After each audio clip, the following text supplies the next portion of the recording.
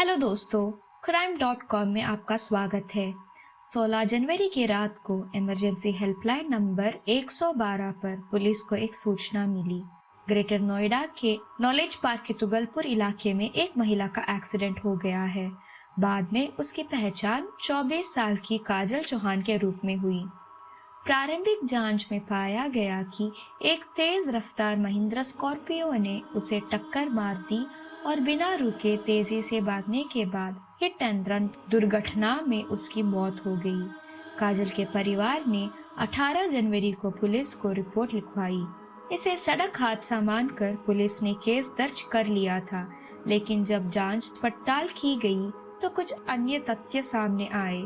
इस दौरान पुलिस को हादसे से जुड़ी स्कॉर्पियो के बारे में पता चला। काजल चौहान को इतने बेरहमी से किसने मारा? काजल की हत्या के पीछे की कहानी और वजह आइए जानते हैं आज की कहानी में। तो कहानी की शुरुआत 2024 से होती है। काजल चौहान नाम की एक लड़की ग्रेटर नोएडा में रह रही थी। शिव पांडे एक मार्केटिंग प्रोफेशनल था। काजल चौहान की शिव से करीब 1 साल पहले मुलाकात हुई थी। दोनों 1 साल से रिलेशन में थे। बाद में वे सेक्टर 22 में एक किराए के मकान में पति पत्नी की तरह एक साथ रहने लगे। शिव पांडे पहले से ही शादीशुदा था और उनकी एक 5 साल की बेटी भी थी, लेकिन उसने ये सच्चाई काजल से छुपा कर रखी थी। उसने काजल के साथ रिलेशन की भनक अपनी पत्नी प्रतिमा को नहीं लगने दी। करीब 2 महीने पहले शिव पांडे की पत्नी प्रतिमा और प्रेमिका काजल को एक दूसरे के बारे में पता चल गया। इसके बाद शिव की पत्नी शिव और काजल इन तीनों के बीच झगड़ा होने लगा। काजल को महसूस हुआ उसके साथ धोखा हुआ है और काजल ने शिव से उसकी प्रॉपर्टी में हिस्सा मांगा और स्कॉर्पियो बेचकर उसमें से भी हिस्सा लेने के लिए दबाव बनाया। अपने लिव इन पार्टनर की मांगों से तंग आके शिव पांडे ने अपनी पत्नी को बताई कि काजल प्रॉपर्टी में हिस्सा मांग रही है। हिस्सा मांगने की बात जब पत्नी प्रतिमा को पता चली तो दोनों ने मिलकर काजल को रास्ते से हटाने की योजना बनाई। दोनों ने शातिर तरीके से हत्या की साजिश रच डाली। इसके बाद पति पत्नी ने कथित तौर पर काजल चौहान की हत्या करने और इसे सड़क दुर्घटना का रूप देने की योजना बनाई।